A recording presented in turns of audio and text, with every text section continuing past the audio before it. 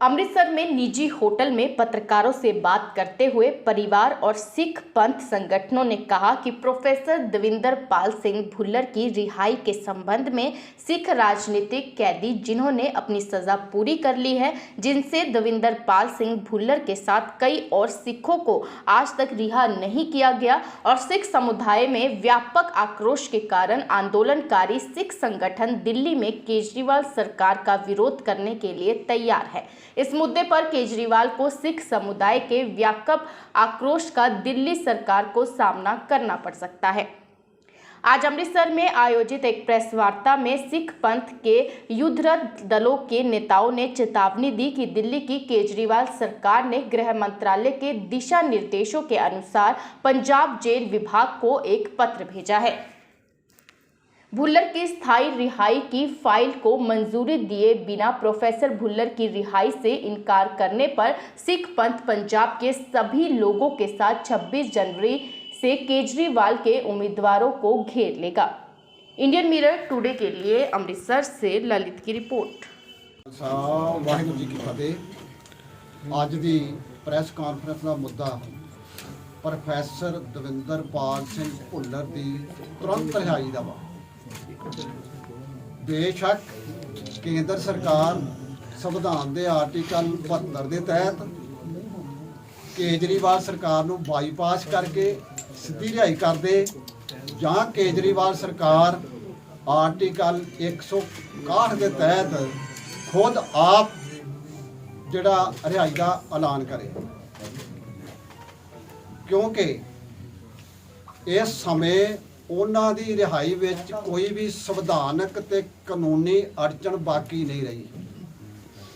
केंद्र सरकार ने श्री गुरु नानक पातशाह जी के 550 साला प्रकाश दिहाड़े के उत्ते सितंबर 2019 नूं नोटिफिकेशन जारी करता सी 8 बंदियां दी रिहाई का, जिहदे विच प्रोफेसर देविंदर पाल सिंह भुल्लर की रिहाई सी। उस नोटिफिकेशन के विरुद्ध जिहड़ा बिट्टा सी, जिहड़ा इस केस का मदई आ, जिहड़ा जख्मी होया कहा जाता वा, वो नवंबर 2019 नूं सुप्रीम कोर्ट में चल गया ही। सुप्रीम कोर्ट ने उहदे उत्ते 9 दसंबर स्टेट स्को कर दिता ते जिहड़ा स्टेट स्को हुण 9 दसंबर 1921 नूं जिहड़ा वा उहदी रिट जिहड़ी आ खारज हो गई आ। हुण कोई भी कानूनी ते संविधानक अड़चन नहीं। असीं केजरीवाल सरकार नूं पुछना चाहुंदे आ कि वो ये गल स्पष्ट करे कि प्रोफेसर देविंदर पाल सिंह दी भुल्लर दी रिहाई लई 9 दसंबर 2021 तो बाद होने तक किहड़ी अड़चन आ जिहदे तहत उन्होंने ये केस जिहड़ा फाइल दे उत्ते साइन नहीं किया, क्योंकि जिहड़ियां रिपोर्टां सी सोशल रिपोर्ट वो भी चल गई, मैडिकल रिपोर्ट भी चल गई, जेल रिपोर्ट भी चल गई, पुलिस रिपोर्ट भी चल गई। सारियां ने ही उहदे विच सिफारिश कीती आ उहदी रिहाई दी। जदों रिहाई दी सिफारिश कर दित्ती आ, फिर किहड़ी कानूनी अड़चन आ, चाहे की कारण आ, कि वोट नीति आ उहदे पिछे, जां देश भगती का प्रगटावा करन दा यतन कीता जा रहा, जां सिखां दे नाल वैर भावना ईरखा का प्रगटावा किया जा रहा, जां सिखां नूं यही दस्सण दा यतन किया जा रहा कि देश की एकता अखंडता ते सुरक्षा लई खतरा ने, ते प्रोफेसर देविंदर पाल सिंह भुल्लर नूं जिहड़ा एक टैरोरिस्ट ही अजे तक मन्निया जा रहा। ये गल्लां सारियां वो स्पष्ट करे। ते नाल ही मोदी सरकार नूं भी असीं ये पुछना चाहुंदे हां कि जदों 2019 के नोटिफिकेशन दे विच तुसीं खुद प्रोफेसर साहब की रिहाई का ऐलान कर दिता सी, ते फिर तुसीं संविधान के आर्टिकल 72 के तहत जे केजरीवाल सरकार डिले कर रहा तो तुसीं उहनूं बाईपास करके ते ये क्यों नहीं कर रहे रिहाई जिहड़ी आ, क्योंकि प्रोफेसर साहब जिहड़ा वा ਉਹ 1994 ਤੋਂ ਜੇਲ੍ਹ ਦੇ ਵਿੱਚ ਬੰਦ ਆ। ਤੇ ਇਹ ਨਾਲ ਹੀ ਮੈਂ ਇਹ ਗੱਲ ਇੱਥੇ ਸਪਸ਼ਟ ਕਰਨਾ ਚਾਹੁੰਦਾ ਪ੍ਰੈਸ ਦੇ ਰਾਹੀਂ ਪੂਰੇ ਸਿੱਖ ਜਗਤ ਨੂੰ, ਖਾਸ ਕਰਕੇ ਮਨੁੱਖੀ ਅਧਿਕਾਰਾਂ ਦੇ ਅਲੰਬਰਦਾਰਾਂ ਨੂੰ, ਕਿ ਇੱਕ ਤੇ ਕੇਸ ਹੁੰਦਾ ਰੇਅਰ ਟੂ ਰੇਅਰੈਸਟ ਜਿਹਦੇ ਵਿੱਚ ਅਦਾਲਤ ਫਾਂਸੀ ਦੀ ਸਜ਼ਾ ਸੁਣਾਉਂਦੀ ਆ, ਪਰ ਇਹ ਦੂਜੇ ਨੁਕਤੇ ਦੇ ਨਾਲ ਰੇਅਰ ਟੂ ਰੇਅਰੈਸਟ ਕੇਸ ਆ, ਕਿਉਂਕਿ ਇਹਦੇ ਵਿੱਚ ਸਰਕਾਰ ਦੇ ਤਿੰਨਾਂ ਹੀ ਅੰਗਾਂ ਨੇ, ਵਿਧਾਨਪਾਲਿਕਾ, ਕਾਰਜਪਾਲਿਕਾ ਤੇ ਨਿਆਂਪਾਲਿਕਾ ਨੇ ਕਾਨੂੰਨ ਦੀ ਉਲੰਘਣਾ ਕਰਕੇ, ਕਾਨੂੰਨ ਦਾ ਵਿਰੋਧ ਕਰਕੇ ਇੱਕ ਫੈਸਲਾ ਸੁਣਾਇਆ ਵਾ, ਸਾਰੀ ਕਾਰਵਾਈ ਕੀਤੀ ਆ। ਉਹਦੇ ਬਾਰੇ ਮੈਂ ਸਪਸ਼ਟ ਕਰਦਿਆਂ ਕਿਵੇਂ ਪ੍ਰੋਫੈਸਰ ਸਾਹਿਬ ਨੂੰ ਡਿਪੋਰਟ ਕੀਤਾ ਗਿਆ ਸੀ, ਜਰਮਨ ਸਰਕਾਰ ਨੇ ਕੀਤਾ ਸੀ। ਉੱਥੇ ਜਿਹੜਾ ਵੀ ਮੁਲਕ ਕਿਸੇ ਨੂੰ ਡਿਪੋਰਟ ਕਰਦਾ, ਜਿਹੜੀ ਸਜ਼ਾ ਉਸ ਮੁਲਕ ਦੇ ਵਿੱਚ ਨਹੀਂ, ਉਹ ਜਿੱਥੇ ਉਹਨੂੰ ਭੇਜਿਆ ਜਾਂਦਾ ਉੱਥੇ ਉਹ ਸਜ਼ਾ ਨਹੀਂ ਸੁਣਾਈ ਜਾਂਦੀ।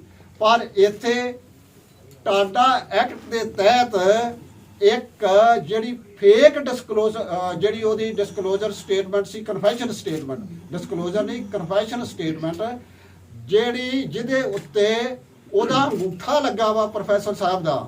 ਹੁਣ ਇਹ ਨੁਕਤਾ ਵੇਖਣਾ ਚਾਹੀਦਾ ਸੀ। ਬੇਸ਼ੱਕ ਜਿਹੜੀ ਡੈਜ਼ਿਗਨੇਟਡ ਕੋਰਟ ਸੀ, ਸਪੈਸ਼ਲ ਟਾਡਾ ਕੋਰਟ ਸੀ, ਉਹਨੇ ਉਹਨੂੰ ਮੌਤ ਦੀ ਸਜ਼ਾ ਸੁਣਾ ਦਿੱਤੀ। ਅੱਗੇ ਸੁਪਰੀਮ ਕੋਰਟ ਨੇ ਇਹ ਨੁਕਤਾ ਵੇਖਣਾ ਹੀ ਕਿ 133 ਗਵਾਹਾਂ ਦੇ ਵਿੱਚੋਂ ਜਦੋਂ ਉਹਦੇ ਵਿਰੁੱਧ ਇੱਕ ਵੀ ਗਵਾਹ ਨੇ ਗਵਾਹੀ ਨਹੀਂ ਦਿੱਤੀ, ਤੇ ਫਿਰ ਇਹ ਜਿਹੜੀ ਉਹਦੀ ਕਨਫੈਸ਼ਨ ਸਟੇਟਮੈਂਟ ਆ ਉਹ ਸਹੀ ਆ ਜਾਂ ਗਲਤ ਆ, ਕਿਉਂਕਿ ਉਹਦੇ ਉੱਤੇ ਅੰਗੂਠਾ ਲੱਗਾ ਵਾ, ਉਹ ਟਾਈਪ ਕੀਤੀ ਆ। ਤੇ ਪ੍ਰੋਫੈਸਰ ਸਾਹਿਬ ਇੱਕ ਅਨਪੜ੍ਹ ਨਹੀਂ ਸੀ ਕਿ ਜਿਨ੍ਹਾਂ ਦਾ ਅੰਗੂਠਾ ਉਹ ਉੱਥੇ ਅੰਗੂਠਾ ਲਾਉਂਦੇ, ਉੱਥੇ ਆਪਣੇ ਸਾਈਨ ਨਾ ਕਰਦੇ। ਇਹ ਨੁਕਤਾ ਵੇਖਣਾ ਚਾਹੀਦਾ ਹੈ। ਇਹ ਨੁਕਤੇ ਨੂੰ ਸੁਪਰੀਮ ਕੋਰਟ ਨੇ ਅੱਖੋਂ ਪਰੋਖੇ ਕੀਤਾ। ਇਸ ਕਰਕੇ ਇਸ ਖਾਲਸਾਈ ਨਜ਼ਰੀਏ ਦੇ ਨਾਲ ਇਹ ਰੇਅਰ ਟੂ ਰੇਅਰੈਸਟ ਕੇਸ ਅਸੀਂ ਮੰਨਦੇ ਹਾਂ, ਕਿਉਂਕਿ ਜਿੱਥੇ ਸਜ਼ਾ ਬਣਦੀ ਨਹੀਂ ਸੀ ਉੱਥੇ ਸਜ਼ਾ ਸੁਣਾ ਦਿੱਤੀ ਗਈ। ਤੇ ਦੂਜੀ ਗੱਲ, ਸੁਪਰੀਮ ਕੋਰਟ ਦਾ ਜਿਹੜਾ ਬੈਂਚ ਬੈਠਾ ਸੀ, 3 ਮੈਂਬਰੀ ਬੈਂਚ, ਜਿਹੜਾ ਮੁੱਖ ਜੱਜ ਸੀ ਸ਼ਾਹ, ਉਹਨੇ ਸਾਫ਼ ਬਰੀ ਕੀਤਾ ਸੀ। ਲੇਕਿਨ ਜਿਹੜੇ ਦੂਜੇ 2 ਜੱਜ ਸਨ, ਸ੍ਰੀ ਅਗਰਵਾਲ ਤੇ ਇੱਕ ਜਿਹੜਾ ਉਪਾਧਿਆ, ਉਹ ਜਿਹੜੇ ਸੀ, ਉਹਨਾਂ ਦੋਵਾਂ ਨੇ ਜਿਹੜੀ ਆ ਸਜ਼ਾਏ ਮੌਤ ਬਰਕਰਾਰ ਰੱਖੀ, ਕਿਉਂਕਿ ਕਾਨੂੰਨੀ ਨੁਕਤੇ ਅਨੁਸਾਰ ਬਹੁਮਤ ਦਾ ਫੈਸਲਾ ਜਿਹੜਾ ਉਹ ਮੰਨਿਆ ਜਾਂਦਾ। ਇਸ ਕਰਕੇ ਜਿਹੜਾ ਮੁੱਖ ਜੱਜ ਸੀ ਉਸ ਬੈਂਚ ਦਾ, ਉਹਨੇ ਸਾਫ਼ ਬਰੀ ਕੀਤਾ ਸੀ। ਇਹ ਇੱਕ ਤੇ ਹੁੰਦਾ ਨਾ ਕਿ ਉਹਦੀ ਸਜ਼ਾਏ ਮੌਤ ਨੂੰ ਉਮਰ ਕੈਦ ਵਿੱਚ ਬਦਲਦਾ। ਇਹ ਅੱਗੇ ਰੇਅਰ ਟੂ ਰੇਅਰੈਸਟ ਕੇਸ ਕਿਉਂ ਆ? ਕਿਉਂਕਿ ਰਾਸ਼ਟਰਪਤੀ ਨੇ ਵੀ ਇਹ ਕਨਫਰਮ ਕਰ ਦਿੱਤੀ ਇਹ ਸਜ਼ਾ, ਜਦੋਂ ਕਿ ਰਾਸ਼ਟਰਪਤੀ ਦੇ ਸਾਹਮਣੇ ਜਿਹੜੀ ਲਾਈ ਜਾਂਦੀ ਆ ਰਿਟ ਪਟੀਸ਼ਨ, ਉਹ ਬੇਸ਼ੱਕ ਉਹਨੂੰ ਸੰਵਿਧਾਨਕ ਤੌਰ ਦੇ ਉੱਤੇ ਰਹਿਮ ਦੀ ਅਪੀਲ ਦਾ ਦਰਜਾ ਦਿੱਤਾ ਗਿਆ, ਲੇਕਿਨ ਉਹਦਾ ਅਰਥ ਕੀ ਹੁੰਦਾ ਕਿ ਤੁਹਾਡੀ ਨਿਆਂਪਾਲਿਕਾ ਨੇ ਗਲਤ ਫੈਸਲਾ ਦਿੱਤਾ ਵਾ, ਇਸ ਫੈਸਲੇ ਨੂੰ ਠੀਕ ਕਰੋ। ਤੇ ਉਹਨੂੰ ਵੇਖਣਾ ਚਾਹੀਦਾ ਸੀ। ਉਹਦੇ ਵਿੱਚ ਉਹਨੂੰ 5 ਨੁਕਤੇ ਵਿਚਾਰਨੇ ਚਾਹੀਦੇ ਸੀ। ਇੱਕ ਕੀ ਇਹਦੇ ਵਿਰੁੱਧ ਜਿੰਨੇ ਗਵਾਹ ਸੀ, ਪਬਲਿਕ ਵਿਟਨੈਸ ਜਾਂ ਹੋਰ ਜਿੰਨੇ ਵੀ ਗਵਾਹ ਸੀ, ਉਹਨਾਂ ਵਿੱਚੋਂ ਕਿਸੇ ਗਵਾਹ ਨੇ ਕੋਈ ਗਵਾਹੀ ਦਿੱਤੀ ਆ? ਦੂਜਾ, ਉਹ ਵੇਖਣਾ ਚਾਹੀਦਾ ਹੈ ਕਿ ਇਹਦੀ ਜਿਹੜੀ ਕਨਫੈਸ਼ਨ ਸਟੇਟਮੈਂਟ ਆ ਉਹ ਠੀਕ ਆ ਜਾਂ ਗਲਤ ਆ। ਤੀਜਾ ਨੁਕਤਾ ਇਹ ਵੇਖਣਾ ਚਾਹੀਦਾ ਸੀ ਕਿ ਉਸ ਕਨਫੈਸ਼ਨ ਸਟੇਟਮੈਂਟ ਦੇ ਵਿੱਚ ਜਿਹੜੇ 2 ਅਕਿਊਜ਼ਡ ਹਰਨੇਕ ਸਿੰਘ ਭੱਪ ਤੇ ਭਾਈ ਦਇਆ ਸਿੰਘ ਲਾਹੌਰੀਆ ਜਿਹੜੇ ਸਨ, ਉਹਨਾਂ ਬਾਰੇ ਕੀ ਕੋਰਟ ਨੇ ਫੈਸਲਾ ਕੀਤਾ, ਜਦੋਂ ਕਿ ਉਹ ਸਾਫ਼ ਬਰੀ ਕੀਤੇ ਆ, ਉਹਨਾਂ ਨੂੰ ਸਜ਼ਾ ਨਹੀਂ ਹੋਈ। ਤੇ ਸਿਰਫ ਸਜ਼ਾ ਕਿਸ ਨੁਕਤੇ ਤੇ ਸੁਣਾਈ ਗਈ ਸੀ ਕਿ ਇਹ ਇੱਕ ਸਾਜ਼ਿਸ਼ ਘੜਤਾ ਵਾ, ਇਹਨੇ ਸਾਜ਼ਿਸ਼ ਘੜੀ ਆ। ਉਹ ਸਾਬਤ ਹੀ ਨਹੀਂ ਕਰ ਸਕੇ ਕਿ ਇਹ ਸਿੱਧਾ ਵਿੱਚ ਉਹ ਪਲਾਸਟ ਦੇ ਵਿੱਚ ਇਨਵਾਲਵ ਸੀ, ਜਿਹਦੇ ਵਿੱਚ ਬਿੱਟਾ ਜ਼ਖਮੀ ਹੋਇਆ ਤੇ ਕੁਝ ਬੰਦਿਆਂ ਦੀਆਂ ਮੌਤਾਂ ਵੀ ਹੋਈਆਂ। ਇਹ ਨੁਕਤੇ ਫਿਰ ਅਗਲਾ ਉਹਨੂੰ ਕੀ ਵੇਖਣਾ ਚਾਹੀਦਾ ਸੀ ਕਿ ਇਹਦੇ ਵਿੱਚ ਡਿਲੇ ਕਿੰਨਾ ਹੋ ਗਿਆ। 5ਵਾਂ ਨੁਕਤਾ ਇਹ ਵੇਖਣਾ ਚਾਹੀਦਾ ਹੈ ਕਿ ਮੈਡੀਕਲ ਰਿਪੋਰਟ ਕੀ ਆ। ਉਹਨੇ ਸਾਰੀਆਂ ਰਿਪੋਰਟਾਂ ਨੂੰ ਅੱਖੋਂ ਪਰੋਖੇ ਕਰਕੇ, ਸਾਰੇ ਨੁਕਤਿਆਂ ਨੂੰ ਅੱਖੋਂ ਪਰੋਖੇ ਕਰਕੇ ਸਜ਼ਾਏ ਮੌਤ ਕਨਫਰਮ ਕਰ ਦਿੱਤੀ। ਕਿਉਂ ਕਨਫਰਮ ਕੀਤੀ? ਕਿਉਂਕਿ ਜਿਹੜੀ ਸੈਂਟਰ ਸਰਕਾਰ ਸੀ, ਉਹਦਾ ਜਿਹੜਾ ਕਾਨੂੰਨੀ ਤੇ ਗ੍ਰਹਿ ਮੰਤਰਾਲਾ ਸੀ, ਉਹਨੇ ਇਹ ਸਿਫਾਰਿਸ਼ ਕਰਕੇ ਭੇਜ ਦਿੱਤੀ ਗਵਰਨਰ ਦਾ ਪ੍ਰੈਜ਼ੀਡੈਂਟ ਨੂੰ ਤੇ ਪ੍ਰੈਜ਼ੀਡੈਂਟ ਨੇ ਉਹ ਸਜ਼ਾਏ ਮੌਤ ਜਿਹੜੀ ਆ ਉਹ ਕਨਫਰਮ ਰੱਖੀ। ਉਸ ਤੋਂ ਬਾਅਦ ਕੀ ਹੋਇਆ ਕਿ ਕਈ ਰਿਟਾਂ ਲੱਗੀਆਂ, ਰਿਟਾਂ ਲੱਗਣ ਤੋਂ ਬਾਅਦ ਅਖੀਰ ਜਿਹੜੀ ਆਖਰੀ ਰਿਟ ਸੀ ਉਹਦੇ ਵਿੱਚ ਮੈਡੀਕਲ ਰਿਪੋਰਟ ਨੂੰ ਮੁੱਖ ਰੱਖ ਕੇ ਤੇ ਡਿਲੇ ਨੂੰ ਮੁੱਖ ਰੱਖ ਕੇ ਜਿਹੜੀ ਆ ਸਜ਼ਾਏ ਮੌਤ ਖਤਮ ਕੀਤੀ ਗਈ, ਉਮਰ ਕੈਦ ਦੇ ਵਿੱਚ ਬਦਲੀ ਗਈ। ਹੁਣ ਅੱਗੇ ਰੇਅਰ ਟੂ ਰੇਅਰੈਸਟ ਕੇਸ ਦਾ ਅਗਲਾ ਨੁਕਤਾ ਕੀ ਆ, ਖਾਲਸਾਈ ਨਜ਼ਰੀਏ ਦੇ ਨਾਲ, ਨਾ ਕਿ ਕੇਂਦਰ ਸਰਕਾਰ ਦੇ ਜਾਂ ਸੰਵਿਧਾਨ ਦੇ ਨਜ਼ਰੀਏ ਦੇ ਨਾਲ। ਉਹ ਇਹ ਆ ਕਿ ਇੰਨਾ ਡਿਲੇ ਹੋਣ ਦੇ ਬਾਵਜੂਦ ਵੀ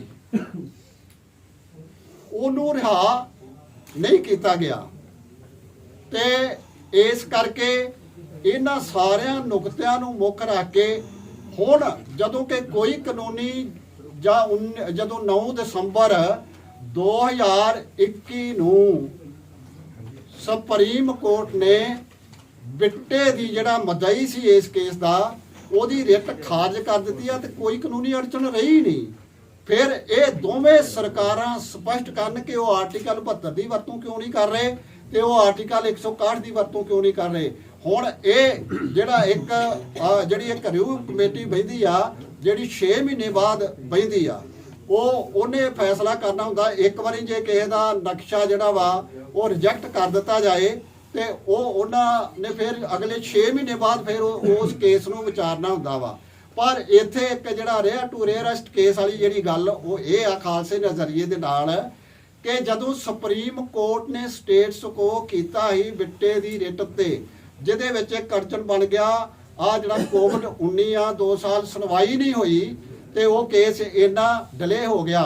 ਪਰ 3 ਵਾਰ ਜਿਹੜਾ ਕੇਜਰੀ ਸਰਕਾਰ ਆ ਉਹਨੇ ਕਿਉਂ ਉਹ ਨਕਸ਼ਾ ਜਿਹੜਾ ਵਾ ਜਦੋਂ ਕਿ ਉਹਦਾ ਅਧਿਕਾਰ ਖੇਤਰ ਹੀ ਨਹੀਂ ਉਹਨੂੰ ਵਿਚਾਰਨਾ, ਕੇਸ ਸੁਪਰੀਮ ਕੋਰਟ ਦੇ ਵਿੱਚ ਪੈਂਡਿੰਗ ਸੀ ਤੇ ਉਹਨੇ ਕਿਉਂ ਉਹਨੂੰ ਨਕਸ਼ੇ ਨੂੰ 3 ਵਾਰ ਰਿਜੈਕਟ ਕੀਤਾ। ਤੇ ਅਗਲਾ ਗੱਲ ਕਿ ਰਿਜੈਕਟ ਕਰਨ ਤੋਂ ਬਾਅਦ ਜੇਲ੍ਹ ਨੂੰ, ਜਿਸ ਜੇਲ੍ਹ ਦੇ ਵਿੱਚ ਬੰਦੀ ਬੰਦ ਹੁੰਦਾ ਵਾ, ਇਨਫੋਰਮੇਸ਼ਨ ਦੇਣੀ ਹੁੰਦੀ ਆ ਤੇ ਨਾਲ ਹੀ ਬੰਦੀ ਨੂੰ ਵੀ ਇਨਫੋਰਮੇਸ਼ਨ ਦੇਣੀ ਹੁੰਦੀ ਆ, ਨਾ ਉਹਨੂੰ ਇਨਫੋਰਮੇਸ਼ਨ ਹੀ ਦਿੱਤੀ ਆ। ਹੁਣ ਫਾਈਲ ਕਿੱਥੇ ਆ? ਉਹ ਕੇਜਰੀਵਾਲ ਦੇ, ਕੋਈ ਕਹਿੰਦਾ ਕੇਜਰੀਵਾਲ ਦੇ ਘਰ ਪਈ ਆ, ਚਾਹੇ ਆ ਜਿਹੜਾ ਕੇਜਰੀਵਾਲ ਨੇ ਮੁੱਖ ਮੰਤਰੀ ਦਾ ਚਿਹਰਾ ਬਣਾਇਆ ਵਾ, ਉਹਨੇ ਇੱਕ ਪੱਤਰਕਾਰ ਦੇ ਸਵਾਲ ਦੇ ਜਵਾਬ 'ਚ ਦੱਸਿਆ ਸੀ ਕਿ ਉਹ ਜਿਹੜਾ ਵਾ ਲੈਫਟੀਨੈਂਟ ਗਵਰਨਰ ਦੇ ਪਾਸ ਪਹੁੰਚ ਚੁੱਕੀ ਆ। ਉਹ ਕਿੱਥੇ ਆ? ਜਦੋਂ ਹੋਰ ਸੋਸ਼ਲ ਮੀਡੀਆ ਦੇ ਉੱਤੇ ਛੋਟੇ ਤੋਂ ਛੋਟੇ ਸਵਾਲ ਦਾ ਵੀ ਇਹ ਕੇਜਰੀਵਾਲ ਦੀ ਪਾਰਟੀ, ਆਮ ਆਦਮੀ ਪਾਰਟੀ ਜਾਂ ਉਹਦੀ ਸਰਕਾਰ ਜਵਾਬ ਦਿੰਦੀ ਆ ਤੇ ਇਹ ਏਡੇ ਵੱਡੇ ਕੇਸ ਦਾ ਜਵਾਬ ਕਿਉਂ ਨਹੀਂ ਦੇ ਰਹੀ? ਸਾਨੂੰ ਦੱਸੇ। ਜੇ ਨਹੀਂ ਦੱਸਦੇ ਤੇ ਫਿਰ 26 ਜਨਵਰੀ ਤੋਂ ਬਾਅਦ ਅਸੀਂ ਸਾਰੇ ਹੀ ਆਮ ਆਦਮੀ ਪਾਰਟੀ ਦੇ ਜਿਹੜੇ ਕੈਂਡੀਡੇਟ ਨੇ ਉਹਨਾਂ ਦਾ ਘਿਰਾਓ ਕਰਾਂਗੇ, ਉਹਨਾਂ ਦੇ ਉੱਥੇ ਪ੍ਰਦਰਸ਼ਨ ਕਰਾਂਗੇ ਤੇ ਨਾਲ ਹੀ ਅਸੀਂ ਕੇਂਦਰ ਸਰਕਾਰ ਨੂੰ ਵੀ ਪੁੱਛਣਾ ਚਾਹੁੰਦੇ ਹਾਂ, ਭਾਜਪਾ ਦਾ ਵੀ ਅਸੀਂ ਇਸੇ ਤਰ੍ਹਾਂ ਹੀ ਕਰਾਂਗੇ ਜੇ ਉਹਨਾਂ ਵੀ ਨਾ ਕੀਤਾ। ਇਹ 161 ਦੇ ਤਹਿਤ ਇਹਦੇ ਕੋਲ ਅਧਿਕਾਰ ਖੇਤਰ ਆ, ਇਹ ਤੁਰੰਤ ਰਿਹਾਈ ਦਾ ਐਲਾਨ ਕਰੇ ਤੇ ਜੇ ਇਹ ਨਹੀਂ ਕਰਦਾ ਤੇ ਇਹਨੂੰ ਬਾਈਪਾਸ ਕਰਕੇ ਜਿਹੜਾ ਕੇਜਰੀਵਾਲ ਸਰਕਾਰ ਆ ਉਹ ਵੀ ਕਰ ਸਕਦੀ ਆ। ਹੁਣ ਦੁਨੀਆ ਦੀਆਂ ਨਜ਼ਰਾਂ ਦੇ ਵਿੱਚ, ਇਤਿਹਾਸ ਦੇ ਕਟਹਿਰੇ ਦੇ ਵਿੱਚ ਸਰਕਾਰ ਦੇ ਤਿੰਨੇ ਹੀ ਅੰਗ ਜਿਹੜੇ ਆ ਉਹ ਕਟਹਿਰੇ 'ਚ ਖੜੇ ਨੇ। ਵਿਧਾਨ ਪਾਲਿਕਾ ਵੀ, ਕਿਉਂਕਿ ਉਹਨੇ ਟਾਡਾ ਕਾਲਾ ਕਾਨੂੰਨ ਬਣਾ ਕੇ ਉਹਦੇ ਵਿੱਚ ਨਿਸ਼ਾਨਾ ਕਿਹਨੂੰ ਬਣਾਇਆ? ਸਿੱਖਾਂ ਨੂੰ। ਕਿਉਂਕਿ ਉਹਦੇ ਵਿੱਚ ਉਸ ਐਕਟ ਦੇ ਵਿੱਚ ਇਹ ਦਰਜ ਸੀ ਕਿ ਕਿਸੇ ਦੀ ਕਨਫੈਸ਼ਨ ਸਟੇਟਮੈਂਟ ਵੀ ਉਹਨੂੰ ਸਜ਼ਾ ਲਈ ਕਾਫੀ ਆ। ਤੇ ਪਰ ਇਹ ਵੇਖਣਾ ਚਾਹੀਦਾ ਹੈ ਕਿ ਉਹ ਕਨਫੈਸ਼ਨ ਸਟੇਟਮੈਂਟ ਜਿਹੜੀ ਆ ਉਹ ਸਹੀ ਆ ਜਾਂ फेक आ। हरियाणा हिमाचल की खबरों को जानने के लिए चैनल को सब्सक्राइब